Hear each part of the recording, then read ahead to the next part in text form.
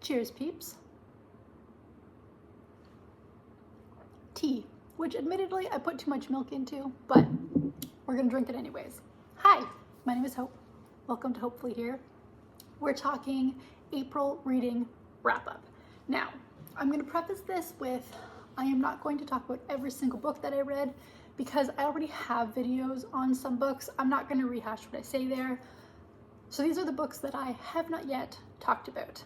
I read 25 books altogether. I don't know how many I'm talking about right here. We're gonna go through the list. I've got my story graph open. I've got my bullet journal where I have a couple of notes. I've got my drink. Sit back, relax, enjoy the wrap up, and let's get into it. Let's start with the two audiobooks I did this month. I listened to Trail of the Lost by Andrea Langford. This follows a group of people that get together to search for missing peoples on the Pacific Crest Trail. Slow down, it's okay. And it's just about the story of following kind of three different investigations and what they do to try to find people and the likelihood and the technology that's in place to help and what the families go through when a person does go missing. It was a really, really interesting story, and a lot of it takes place in California and Washington, both states that I have lived in. I just found that kind of interesting. The Pacific Crest Trail is something at some point I would like to check out, not the whole thing, but it would be interesting to do portions of it. I'm sure it will be something in my future. So I quite enjoyed that book. And then the second book I listened to was Master, Slave, Husband, Wife by Ilian Wu. And this follows a married couple. She passes for white, and it is about their escape from slavery and then their lives after they try to escape from slavery and what that looks like. It's really interesting. It's got quite the crew of characters. It is obviously very, it wasn't like emotionally taxing to listen to. That's not the right word. It wasn't narrated or written in a way that deliberately pulled at heartstrings. It was just a story about this couple and what they were able to do and how they were able to overcome a lot of things, and obviously how their story is very important to tell because the legacy of racism and the legacy of slavery is still very prevalent, and it was just done very, very well. I quite enjoyed it. And so those were the two audiobooks that I had this month. I also stepped away to my comfort zone and I have two poetry books, which is very much not like me. I am not a poetry girl. I try, I don't get it. It just, I don't know, it just doesn't work for me. But it was National Poetry Month, so I decided to give a couple a go, and there were two that I actually quite enjoyed. One is Milk and Honey by Rupi Kaur, K-A-U-R, Rupi Kaur. And this is a very popular poetry book. I actually really enjoyed this. Womanhood. I don't have much to say about the poetry books because I don't know poetry very well, except that I enjoyed reading it. And then the second one was Please Do Not Touch This Exhibit by Jen Campbell, who is a booktuber, and she's one of my favorite booktubers. And she writes about IVF and disability and identity. Also was done fairly well as far as I can tell. I enjoyed them. They both have pretty high ratings on the story graph. And I would say if you, like me, are not a big poetry people and you haven't read from either of these two women, maybe give them a shot because I think that they might be worth it. Let's now get into the fiction. The good, the bad, and the okay, I suppose. I did read a couple of thrillers this month. A few of them hit for me and a couple of them were fine.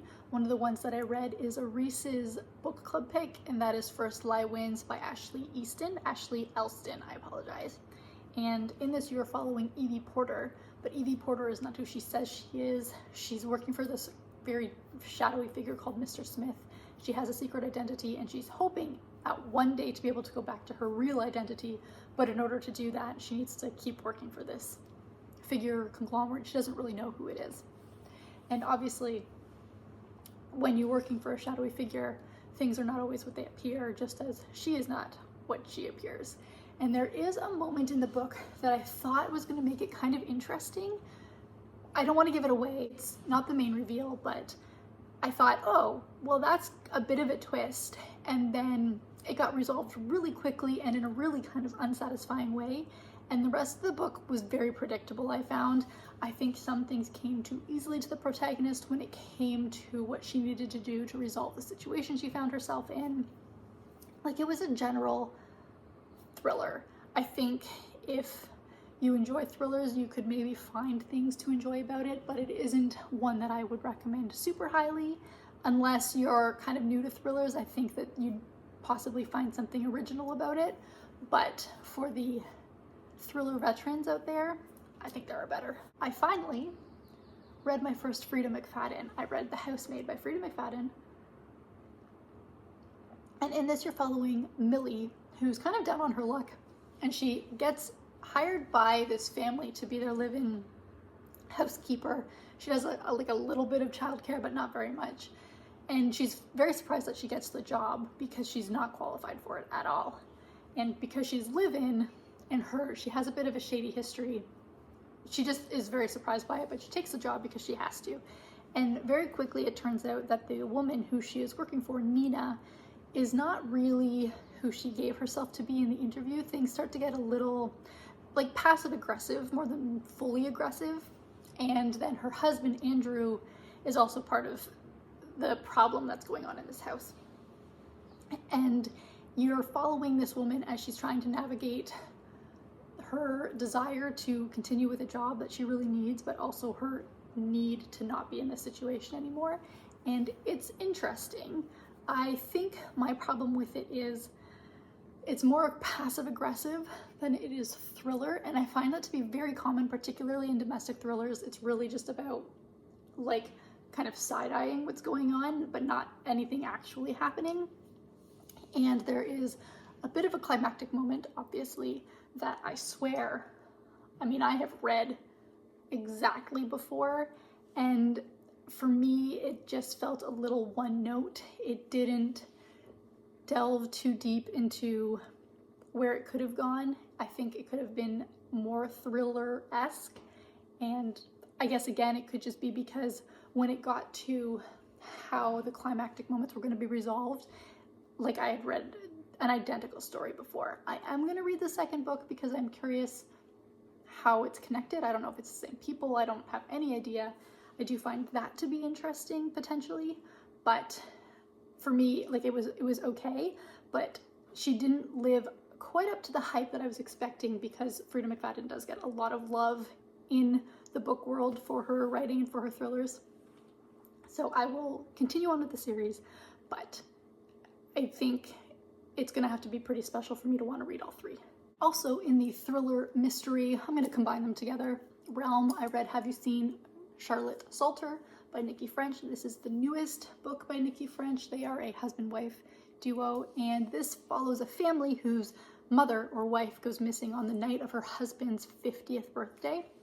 And so you're in the past for a little bit, and then you jump to the present, and as a lot of thrillers do these days, there's a podcast element. Two of the boys who are affected by this disappearance because of a couple of actions that happen after this disappearance decide they kind of want to go back and talk to people how it's impacted their lives, what was going on that night, because they don't feel like the police did a very good job. And things spiral from there. I don't always love podcast elements in my thrillers because I'm not always super into reading transcripts. That is while the characters who run the podcast are an important part of the story, the podcast itself is not the primary focus. You're not really reading transcripts. You're not really hearing interviews. And so for me personally, the way the podcast was incorporated worked well. I think the characters were interesting. I mean, I enjoyed it enough. It did keep me guessing until the end. It could just be that I didn't pick up on the clues. Looking back, I think that's probably more it. There was one little thing that was said, and I was like, well, that's kind of a weird thing to throw in there, but I didn't understand how it would connect to anything. And it took me a while to realize why it connected to something, because it is a pretty big book. So to have had figured it out too early on, I think really would have sucked the joy out of it. ultimately, I enjoyed the book. Nikki French is an author. Nikki French, they are authors that I will continue to read from. I really, really enjoyed the Free Decline series. And so yeah, I'm glad to have read it. I think it's like my first standalone that I've read by them. And that was a fun experience. Saving the best for last, I was able to read Moon on the Crusted Snow by Webgenshig Rice. And this is a thriller. It is the second part of it's a loose duology. It does say you can read it as a standalone. I personally would still read the first book that takes place in the world because the characters do cross over. And in the first book, kind of this big event happens and everything is cut off. You're cut off from the world. There's no electricity, there's no internet, and it's a survival story. And in the second, it's 12 years later, and this group, this indigenous group that has lived out in the bush and has been able to survive just based on what they were taught through their ancestors, is finding that the land around them is not producing what it needs to produce anymore, and they believe they're going to have to move on. And so a small group of them starts going south to just figure out what's going on in the world because they've been totally cut off. And it's a survival road trip. It's a hiking trip. What they come across, it's a story about resilience and identity and culture. And there's a very clear look at how the English colonizers survived post-apocalyptic event versus how indigenous and native tribes survived post-apocalyptic event. It was really well done. It's what I would call a quiet thriller. The characters, it's very character focused, but the plot is still important. But it's very much about the environment, like literally the world they're living in and the relationships that they're creating and the relationship with that world. And I just think the two set, I absolutely loved it. Like I said, it's a quiet thriller, but it still is technically classified as a thriller. I thought it was brilliant. I loved the setting being in Northern Ontario. If you're into a more character-focused thriller, I think this is one that is absolutely worth your time. Even if you're not, I think it's worth picking up because I thought it was done very, very well. Okay, listen. I read a lot of the Women's Prize in the last 6 weeks, and that was heavy reading. So I absolutely read a couple fluff books this month, and I don't regret it for a second. I mean, one of them I kind of regret, simply because it wasn't that great, but I don't regret taking the time to read a fluff book. One of the books I read was The Idea of You by Robin Lee. I actually own that one. It's sitting behind me somewhere. I bought it at a friend's at the library, which is a video that I have posted somewhere. Anyways, this follows Celine, and she meets the lead singer of a boy band. There's an age difference. I mean, it's purely a fluff book. I enjoyed myself reading it. It was absolutely ridiculous. I think it ended the way it needed to end. And I read it because Amazon has a movie coming out starring Anne Hathaway. I really like Anne Hathaway, so I figured I'll read the book before I go watch the movie. But it is absolutely just a for fun book for me. And yeah, it was decent. I had an okay time reading it, and I will definitely check out the movie because I think it could be interesting to see what they change. Because it looks like there's been a couple of bigger changes when you look at the trailer versus what's in the book. Another fluff book that I read, and I'm sorry, but was not the greatest, Magnolia Parks by Jessa Hastings. I don't get the hype. I don't get the BJ Magnolia thing. I think they are terrible. I think they're so bad for each other. I hope they never speak to each other ever again. I don't think that's what happens, but I just wasn't here for it. I thought it was so unnecessarily dramatic, and they're supposed to be like young adults. They're not even in high school. They're in their 20s. It was not for me. I can understand why people would like it, sort of, but not for me. I did, even though it wasn't my favorite, try reading the second book in the series. I got about 15 pages in. I couldn't handle it. I thought the writing and the dialogue was so cringy that I decided to not continue on. I will not be continuing on with this series, but it was such an easy read. It was exactly what I needed in the moment. It just isn't a book that I think is one that I would read under any other circumstances.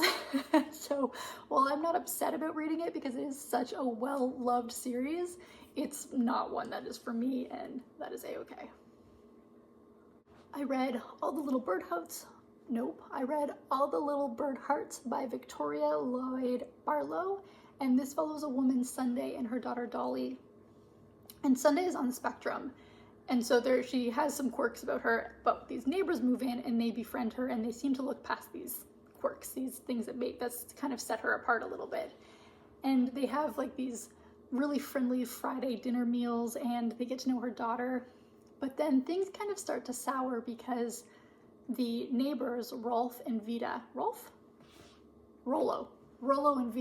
nope. The neighbors, Vita and Rollo, they start to take a really particular interest in Dolly, the daughter. Not in like an abusive way or anything, but just in they wish they had kids. Or they say they're glad they don't have kids, but secretly they wish they had kids. And they kind of start to really infringe their lives, and it gets a little creepy, it gets a little disturbing, and how that all plays out, because this woman doesn't necessarily understand the cues. She really abides by this etiquette book that she has, and when things aren't in that book, she doesn't always know what the appropriate response is. And so that was actually quite interesting. Now, it does wrap up in I found it to be not the most satisfying way myself. It starts to, near the end, really give time jumps. So you'll see how something has wrapped up because it'll be like, oh, well, this person is now doing this or whatever, but you don't see the story behind how it happens. And I found that to be a little jarring in the reading experience, because everything leading up to those kind of things had been quite minute, day by day. You were following their lives quite closely, and then all of a sudden it really raced to an ending. So for me personally, the pacing felt a little weird, but it was still a book that I enjoyed. It's a book I have been waiting for ever to get from the library, because this book I believe was nominated for the Women's Prize Fiction last year, and I could not get it. I don't think it was out for a little while maybe, or my libraries just didn't have it. So I have been waiting forever to read this book. I am very glad to have finally been able to read it. I had a good time. For me, just the pacing was a little weird, but the story itself was really interesting.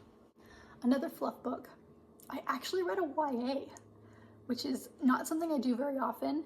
I had a decent time with it. It is The Heartless Hunter, which is the first in the Crimson Moth series by Kirsten Cicerelli. And this, you're following a witch and a witch hunter.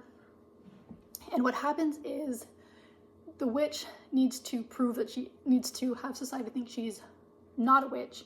And the witch hunter, who thinks this person is a witch, needs to prove that she is. And so they start kind of like this fake relationship, this relationship that is very much set on scheming against each other. Obviously, I think it's a romantasy, so there is a romance, and it goes from there. I actually had a decent time with this. I thought the characters were okay. I think the pacing again in this one was a little weird. It moved kind of quickly. I didn't think the romance was really particularly strong. I think that I know it was fake, but I think because of their relationship prior to this, I think that because they knew each other, so I think that their status kind of prior to this fake relationship was a little jarring, and if I had been one or the other, I don't know that I particularly would have fallen for what was going on, but that could just be me. But I had a good time. It is, I'm assuming a trilogy, I have no idea, but it is #1 in a series, so there will at least be another one that comes out in 2025. I'll continue on with it if I remember that I've read this one, but I think if you're looking for kind of an easier, lighter, maybe romantic series, yeah, this could definitely be one worth checking out. I also finally got my hands on Emily Wilde's Encyclopedia of Fairies by Heather Fawcett. Yes, Heather Fawcett. And this follows Emily and Wendell. Emily and Wendell, they're colleagues who don't like each other. It's so funny when I heard people talking about this book, it was like they don't like each other thing. And the thing is, I don't actually agree with that. They're just, because they work together, they just kind of, I think they're friends even before. They're just like, they see the world differently, but there's no hate or anything that I could see. And Emily goes off to this very isolated island, isolated place to learn about their fairies, and there is a subsection of fairies called the Hidden Ones, and she's trying to learn about them, she's trying to interact with them, find a way to get hold of them, and that's what it's about. For me, this was not my favorite, and I'm super bummed because people absolutely love this book. I don't think I'm going to continue on with it, actually. I didn't love the world building. I thought it was a little clunky. I thought the characters were pretty one note. They all really leaned into one particular personality trait that I didn't love, and I don't know, it just didn't really make sense to me. The world just wasn't one that really appealed to me, and so for me personally, I am going to stop reading the series. However, again, just because of how loved it is, I am glad that I was finally able to get my hands on it. I actually have 2 more fantasy books. I read a lot of fantasy this month. I read To Shape a Dragon's I read To Shape a Dragon's Breath by Monokill Blackgoose, and this follows Anacus, who finds a dragon egg, and when the dragon is hatched, it attaches itself to her, and that just means that she is now the one that's going to be responsible for this dragon. But she's grown up in this community that is separate from the English, which is the colonizing group of people, and it turns out that when a dragon is born, there's a whole thing in place, and they need to be registered, and then the person who is going to be the person in charge of this dragon needs to be trained, because obviously dragons can be very dangerous. And so she has to go to the English world, and it's about her essentially being told that everything about her world is wrong, and it is very much a colonized,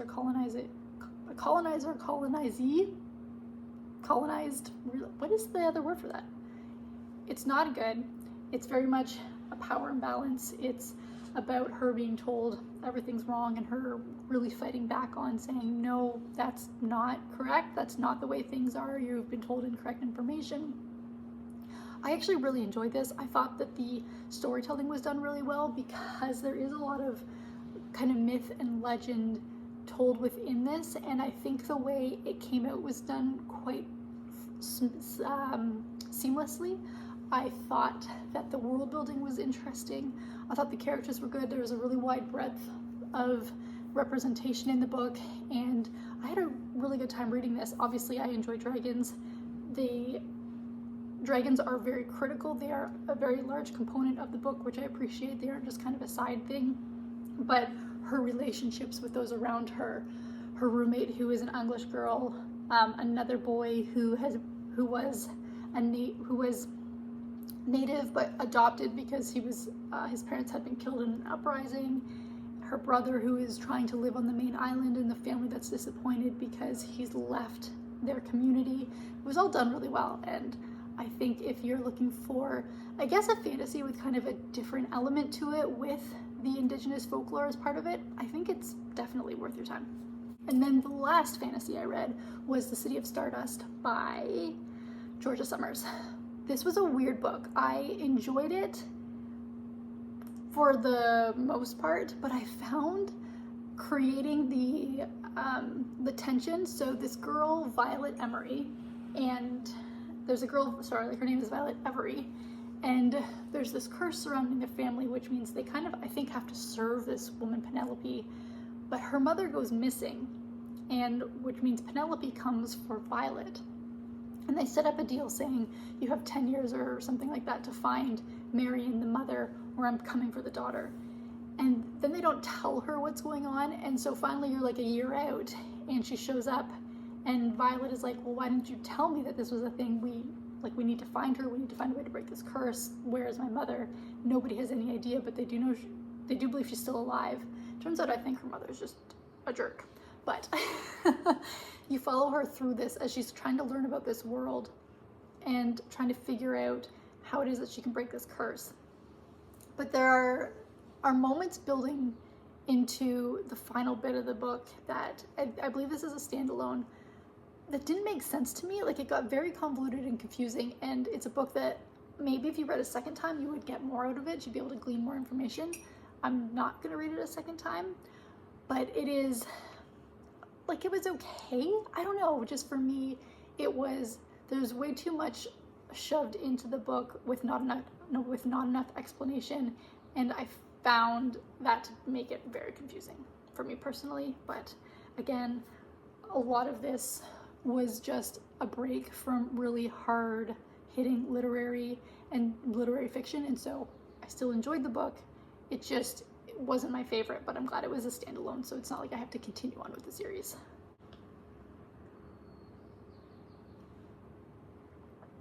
The only nonfiction I read this month was Hereafter by Amy Lynn, and this is a memoir about a woman whose husband passes away really suddenly and unexpectedly, and it's just about dealing with that grief, and then she has a medical emergency and having to kind of fight for her own life at the same time as dealing with having lost the most important person in her life. It was really well done, very emotional, and if you like a kind of emotional book, definitely one worth picking up. Last two. Okay, penultimately, Wolf at the Table by Adam Rapp. This is a book about a family who is suspected of maybe housing and harboring a serial killer. And it's really funny because that aspect of the book actually doesn't really come in until later on. And you start to read this book and you're waiting for this thing to happen and you're like, okay, did I read the synopsis wrong? Like, what's going on here? And then something happens and the book kind of explodes into this whole new level of weird. But you're following this family over about 60 years. There are 4 siblings. You get a couple of chapters from the mother's point of view, and you get a couple of chapters from the son's points of view. And it's a really interesting multi-generational book following these 4 siblings as they grow up. They live very different lives, and how they come in and out of each other's lives, or how one sibling tries to keep the other sibling around, but that sibling doesn't want anything to do with them. It's a fascinating family dynamic, and then you have this weird kind of creepy factor of this awful thing that people suspect may be happening, but they don't know for sure, and the war within themselves of, do I say anything? What do I do? Do I try to get across to them? Like, what's the protocol here? And I found it to be really, really interesting. I thoroughly enjoyed this book. It's very large. It has pretty high ratings on the Storycraft. I think it's in the 4s.